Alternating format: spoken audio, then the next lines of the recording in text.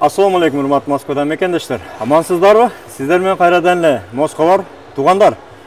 Жалпыбыз Москвада көптөн бери отурукташып, ушул жерге жумушка иштеп келип, алдыбыз үйлүү болуп, балалуу, чакалуу болуп, ушул жерде балдарыбыз дагы орусча үйрөнүп, орусчага өтүп, орустар менен аралашып, көбүнчө биз өзүбүздүн кыргыз тилин унутуп баратабыз.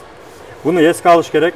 Андыктан туугандар, кыргыз тили менен кыргыз өзүнүн каада салты, үрп адаты менен кыргыз.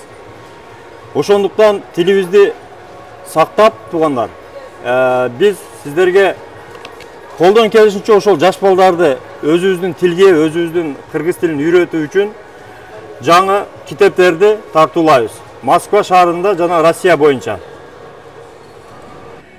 Анда туугандар, сиздерди ушул китептер менен кеңири тааныштырып чыгалы, туугандар. Биринчи эле мына. Биринчи китеп кызыктуу жомоктор. Бул жерде Сулайман Рыспаевдин жомокторунун топтому бар. Жаш балдарга өтө кызыктуу түстүү сүрөттөрү менен мынеке. Айрыкча жаш балдар кызыгып окуп көрөт.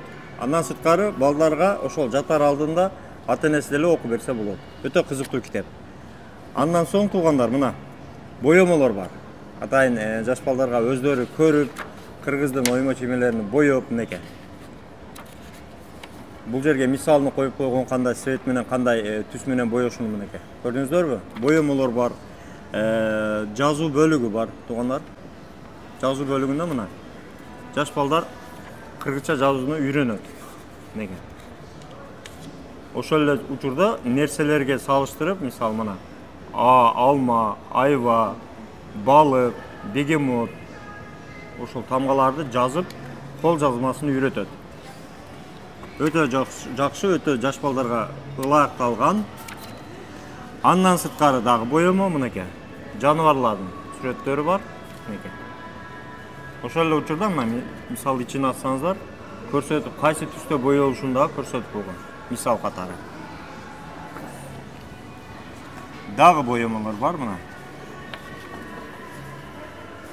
Кыргыздын колоритин көрсөтүп мына.